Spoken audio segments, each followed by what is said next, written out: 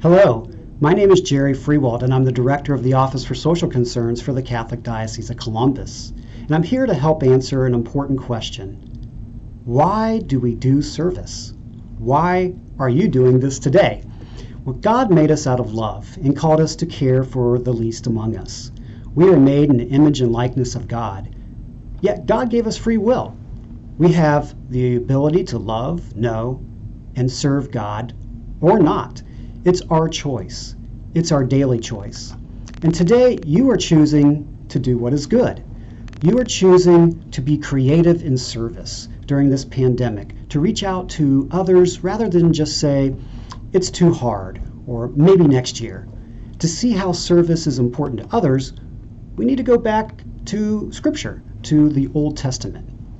Moses led the Hebrew slaves out of the land of Egypt because he saw a grave injustice, and he had love in his heart. And he had enough courage to go to Pharaoh, and he advocated by saying, "Let my people go." When Moses led the Hebrews out of the land of Egypt, the Hebrews needed direction. So God gave Moses the 10 Commandments. And the first 3 commandments deal with our relationship to God. The other 7 deal with our relationship with each other. And when you think about it, they're the basis of civil society. But the Hebrews didn't always follow the 10 Commandments. So God brought down the prophets like Isaiah, Hosea, and Jeremiah. And a very common theme of the prophets was a reminder to care for the widows, the orphans, and the strangers, the people who are at the margins of society, the most vulnerable. Now, moving forward to the New Testament, the life of Jesus presents many insights into caring for the other. Jesus and the Holy Family experienced many of the social concerns issues that we experience today.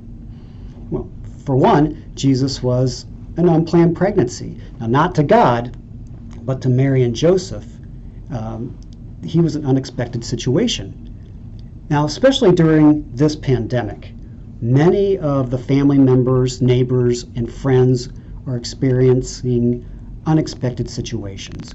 They might include unemployment or underemployment, the loss of health care, the loss of a family member or friend. So how do we help those dealing with unexpected situations? How do we respond to unexpected situations in our personal lives? Next, Jesus was born in a stable because there was no room for them at the inn. And so an important question to ask is, how do we make room in our lives for those who are in most need? How do we help the stranger and welcome them into our community? Well, by treating strangers as our brothers and sisters. Jesus told the parable of the Good Samaritan in response to the question, "And who is my neighbor?" Jesus was close to those at the margins of society, the poor, the sick, and the disabled. He touched people with leprosy. And how do we touch the lives of those who are sick and disabled in our community? And finally, Jesus transformed the cross into a symbol of hope. With retreats like this, we are called to be transformative. Charity means love, and it means that we are willing to give ourselves to one another in service. We can live out charity individually or as a school. And justice means giving one what is their due, basic human rights. Justice also requires us to work together to make systemic changes in our communities. So what you are doing today is a great start in addressing the needs of the most vulnerable and marginalized. Now, not all of our needs are material. Sometimes we best serve through emotional and spiritual support and letting others know that they are not forgotten.